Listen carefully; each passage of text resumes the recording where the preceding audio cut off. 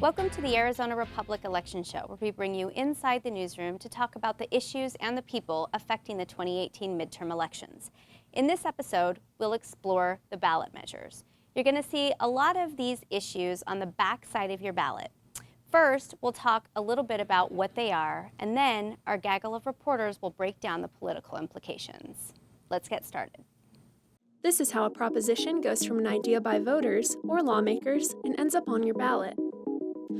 Propositions are essentially potential laws or revisions to laws that voters can say yes or no to. When propositions are successful, laws are created, revised, or vetoed. When propositions are unsuccessful, Arizona law remains the same. Props come in two forms: initiatives and referendums. Initiatives create new laws or add to existing ones. They can even amend the state constitution, but they must address how new legislation will be funded. Referendums repeal laws or parts of laws, though they can't repeal laws that are immediately necessary for the preservation of the public peace, health, or safety, or for the support and maintenance of the departments of the state government and state institutions. In Arizona, props can end up on your ballot in two ways. The state legislature can send something to the ballot, or voters can organize and petition they be added to the ballot. Voter-led props must have a sponsor in the form of a political committee. One can be made specifically for the prop, or an existing committee can offer to sponsor. Then come applications, petitions, and a lot of signature collection. Referendums, initiative measures, and constitutional amendments require signatures from 5, 10, and 15% of votes cast in the last election for governor, respectively. If state and county election officials determine some signatures are invalid, the proposition can be struck down. That happened in the summer of 2018 on a ballot measure against anonymous political spending, when officials declared almost 62,000 signatures invalid. Both the Maricopa County Superior Court and the Arizona Supreme Court upheld the decision, effectively preventing the measure from ending up on the ballot. If petitions are not challenged during review, they become propositions. From there, it's likely voters will see them on their ballots, but not always. Another measure was knocked off the ballot in late August. Prop 207, sponsored by Invest in Ed, would have raised income taxes to increase public and charter school funding, but opponents filed a lawsuit that went all the way up to the Arizona Supreme Court. The court ruled in favor of the lawsuit, thus scratching the proposition from the ballot. If at least 50% of voters vote yes, the proposition becomes law. Otherwise, Arizona law remains the same.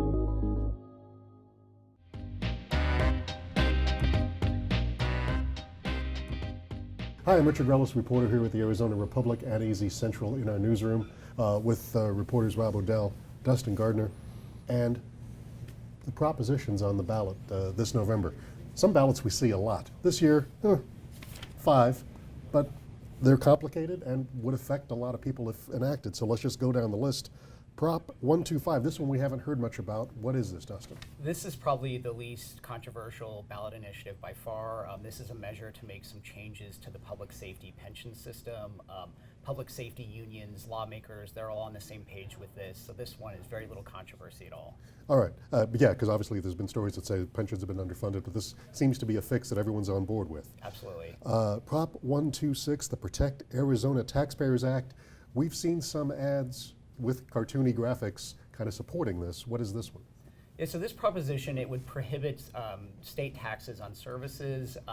And these are, it would be like a tax on haircuts or pedicures, things like that, but also would apply to realtors. And the real driving force behind this is the Association of Realtors. And they're doing this to preempt any state effort down the road to tax their services. And it seems like the argument against it is this notion that as sales taxes keep getting put on durable goods, as those sales drop and we're more of a service-based economy, we might need to pivot towards adding those. All right. Prop 127, boy, the clean energy initiative. Most of these you just have like a fixed set of, this is what we're voting on or off. This one, the ads on this, it seems like there's diametrically opposed positions on what this would do. Yeah, either very positive or doom and gloom.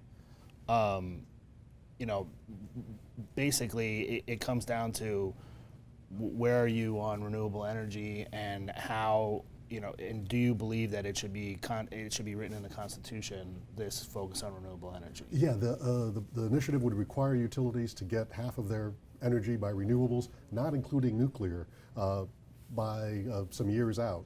And I guess, yeah, it's whether you believe that they can do that and still save consumers money, or would it cause the closure of Palo Verde? Ryan Randazzo has been doing some excellent reporting on this, including looking at financial analysts' predictions of what APS may make on this, or how the profits might suffer or go up.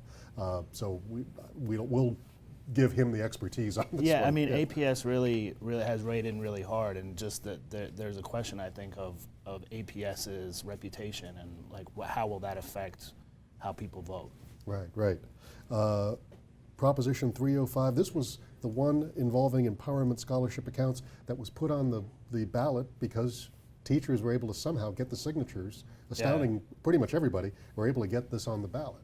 Yeah, Save Our Schools Arizona was able to refer this law to the ballot. So basically, if you don't want an expansion of empowerment scholarship accounts, which are a lot like vouchers, then you vote no. If you do want to keep the law, you vote yes. How did this program initially start? This empowerment scholarship? Well, it started with disabled students. So first, it was allowing parents to take money that would have went to the school district, allowed them to take disabled students to go to private school, but then they've slowly expanded it.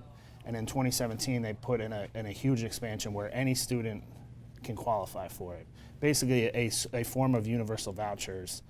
But to get it through the legislature, they had to cap it at 30,000. So a lot of groups are against this. Feels like it's like privatization of our schools. They referred it to the ballot. And also some of the school choice people are not happy with this initiative because it would freeze the cap and keep it in place, correct? Yes, that's why I brought the cap up. So there's a cap of 30,000 students. If this measure passes, a lot of people believe that cap would be permanent, and the school choice people don't want it to be permanent. So it's sort of split the school choice groups. There's two groups that are sitting it out or encouraging people to vote no: AFC and AFP, Americans for Prosperity, American Federation for Children. Goldwater Institute and Center for Arizona Policy are urging people to vote yes, but they're not running like a huge campaign for it. Right, it'll be interesting to see how that shakes out. And finally, Proposition 306, this is a measure about clean elections. What would this do? Yeah, so Republicans in the legislature referred this to the ballot, and it really do two things to change the Clean Elections Commission. This is Arizona's system for publicly financed candidates, a voter-approved system. One of the big changes would prohibit transfers of money from candidates who receive this public money to run their campaigns. It prohibits transfers of that money to political parties or political nonprofits. This is based around a concern that Republicans have that basically Democrats have been using clean elections money to funnel into their party.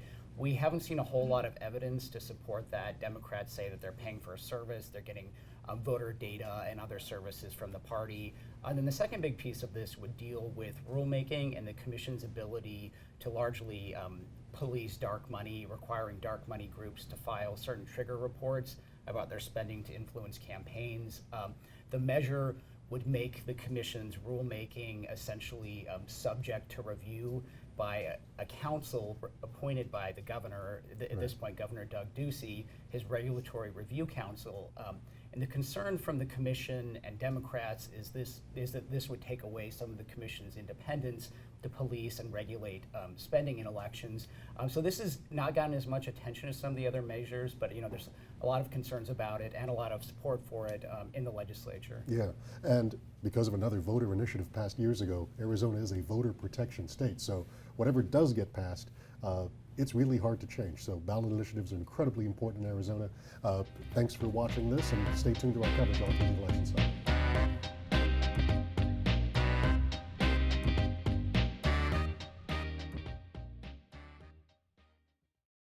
So, Rob, we've covered Proposition 305, which essentially asks voters whether or not they want to keep a law that allows all parents to apply for a program that gives public money to kids to use for religious schools and private schools. Sort of a voucher type program. A voucher type program. Do you have a sense of the different forces that have aligned on each side of this and how this issue is playing out on the ground? So basically, it's pretty interesting. If you want to keep the law, you vote yes. If you don't want the voucher expansion to go through, you vote no. So the no campaign is that's been on for months. The yes campaign has kind of been split. Some of the main financial backers, Americans for Prosperity and American Federation for Children, they are either sitting this out or urging people to vote no, while the Goldwater Institute and Center for Arizona Policy, they are urging people to vote yes, but they're not running a very rigorous campaign. And it really all comes down to do with this cap that the state legislature passed to get it through the legislature. What these some of these voucher groups want is universal vouchers. So they're afraid that if you vote yes, that it's forever going to be capped at 30,000 students. They don't want that, so some of them are sitting it out. So if you vote no, you are saying do away with this law, revert it back to a program that serves very specific categories. And if you vote yes, you're going to keep the law. You're seeing some deceptive advertising on the streets, Aaliyah. I am. We saw some signs pop up this week that are red, sort of like Red for Ed. And they say support 305. I've seen things that talk about teachers support 305. Yes for 305. They look very much like Red for Ed stuff, and we're seeing some comments from teachers and the Red for Ed folks saying, hey, this isn't us, educate yourself about this program. They oppose it. And just, it's really interesting, the colors and all that. We're also seeing an interesting fight in the superintendent's race. Both of them are opposed to 305. So you have a very conservative Republican Frank Riggs and the Democratic Kathy Hoffman, and both of them are opposed to 305. Riggs, for the reason you mentioned, he doesn't want the caps on it. He wants to have the conversation later back at the legislature. We'll see what happens. And Hoffman just principally, fundamentally opposes the idea. Correct. She's opposed to the ESA program altogether. Shifting to Proposition 126, this would tax certain goods and services. Who's behind this, and can you offer some guidance about how this is playing out? So it's backed by the realtors mostly, although some small businesses are showing support as well. What it would actually do is prohibit the legislature from ever taxing services. So today we tax goods. If you buy a product, a book, that's taxed. But if you buy a service, financial advice or anything else where people are doing something for you, that's not taxed. A couple of years ago, some very conservative Republicans in the legislature proposed taxing services as a way to lower the overall tax rate. It went nowhere, but the realtors were afraid that possibly you could tax real estate services. If you did that, it could add like $500 to the sale of a home because you pay your realtor when you buy and sell homes. So this would prohibit any type of tax into the future, and Americans for Prosperity is opposed to it, but again, not running a real rigorous campaign. They're sort of focused on some of the other things that are on the ballot this year. There are some folks who are opposed from both sides of the political spectrum because they see this as sort of locking out a way to address budget issues in the future if you could never tax any kind of service. And another hot one that you've been covering is Prop 127. Take us through that. So Prop 127, if approved, would require utilities like APS and Tucson Electric Power to get half of their energy from renewable sources like solar and wind by 2030. That's a big jump from what they're required to do today. They're only required to get 15% by 2025 today. The utilities are fighting this tooth and nail. They sort of see it as a life and death issue because they say that they would have to invest billions into new solar and wind facilities. On this issue, what do consumers, voters need to know before they cast their votes? Like, how could it affect their households? Well, the utilities say that if they're required to do this, and it's in the Constitution, so it wouldn't allow utility regulators any leeway, that it would undoubtedly raise bills. Now, the proponents of this say that's not true, that the cost of renewable energy is decreasing. The utilities have a lot of plans to maintain their coal plants and build new gas plants in the future, and that's going to cost money as well. So it sort of comes down to, do you believe the utilities that this is going to force them to raise rates, or do you believe the renewable energy proponents who say, no, renewables are getting cheaper and that's the way we should go?